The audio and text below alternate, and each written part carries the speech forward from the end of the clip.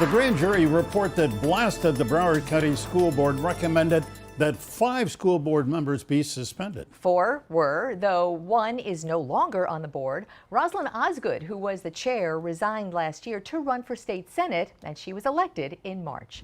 State Senator Rosalind Osgood is with us today, Democrat representing Central Broward neighborhoods. Dr. Osgood, it's so good to see you. Senator, we're glad you're with us. How are you?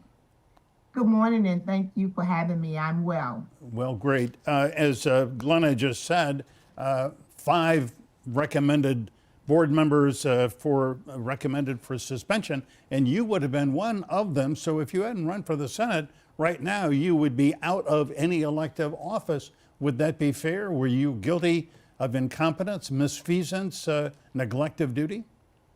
Absolutely not. I think the citizens of Broward County know the record of the school board. Me personally, I just got reelected by a large number of votes. My work and the record and all of the great things we did to turn around low-performing schools, to bring Montessori programs to low-income areas, Cambridge programs. I could just go on and on about the list of accomplishments that we've had over the last 9 years. One being, in 2012, Broward County was arresting more kids in school than any other county. And we worked with the NAACP and many members of this community to turn that around and stop that from happening. So my record and the way I love this community and serve this community speaks for itself. All right, you just addressed 2 issues that I think are really important to go into. One, the curriculum and the education. Those are things that are really not in the grand jury report at all. The grand jury did not take to task any of the curriculum or education, programs, schooling, teachers, none of that. It was all about the administration of the SMART program. Construction, school safety was the focus. So what it says is that nobody on the board was holding the underlings accountable, and that the SMART program, $800 million, was over budget and underperforming, essentially wasting Broward taxpayers' money. So, okay, that's one basket. The arrests that you mentioned in the grand jury report, it also alleges that the district was kind of cooking the books and hiding behavioral problems and arrests to look better with the state. So it's kind of a 2-part address, and I wonder if you would address both of those things. Certainly, Glenda. The grand jury report started this whole thing around 2019 dealing with school safety, and then it switched to the school bond.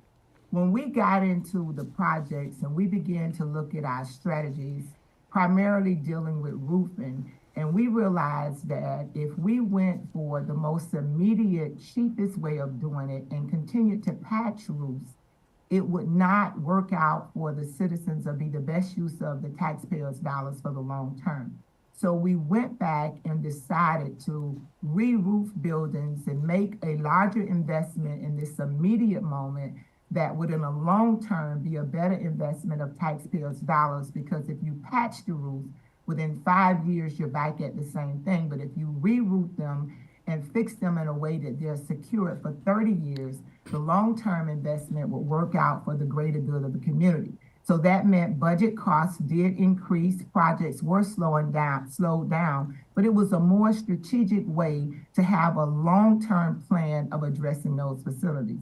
Secondly, with the allegations about misreporting, behavior issues and problems, I don't agree with that. We address those problems. We work from information that we receive from school-based staff. The district has done a remarkable job meeting the different needs and challenges of the school district, to include working with the Children's Service Council and other organizations to put in mental health programs and things that our students needed before and after the MSD shooting, during the COVID time, to help them to continue to sustain and focus on academic achievement.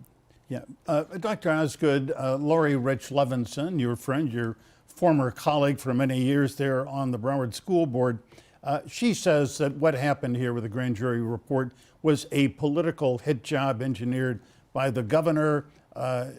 She says that you and all the other suspended board members supported Robert Runcie, and this is just payback for doing that. What's your opinion?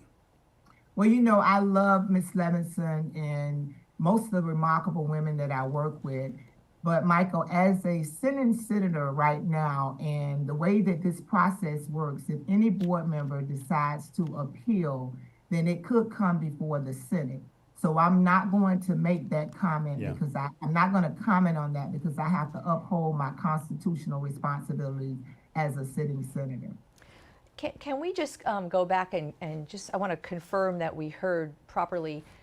Dr. Osgood, Senator Osgood, you are, it seems like you're saying the grand jury was just flat out wrong. Is that a take? Is that valid?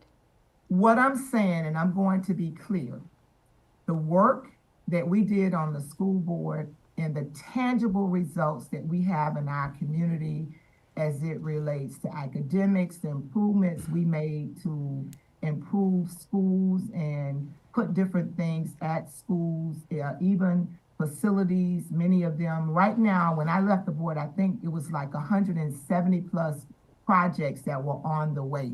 The evidence is in the data, in the statistics, in the tangible work that was done. And I think the people of Broward County see that. Many of us got reelected over and over again. And even with all of the stuff that has been said and in the media, I was personally reelected in January and March to a new seat to serve the community. The community gave me their vote to represent them on the state level. And I think for me, that's the proof in the pudding. At the end of the day, the community decides who their representative is, and they tell you whether they're pleased with your work or not by their votes. Yeah, well, they do that at the polling place, and you survived that process, and in March were elected. So let me ask you, as a member now of the state Senate, you are going to propose legislation, sit on committees, look at bills that are coming before the Senate. Governor DeSantis has shown he can be a vindictive, tough guy and punish his enemies. Do you expect any of your bills or any of your projects to go forward in the face of opposition from him and the Senate majority in the state Senate? The Republican majority, I should say.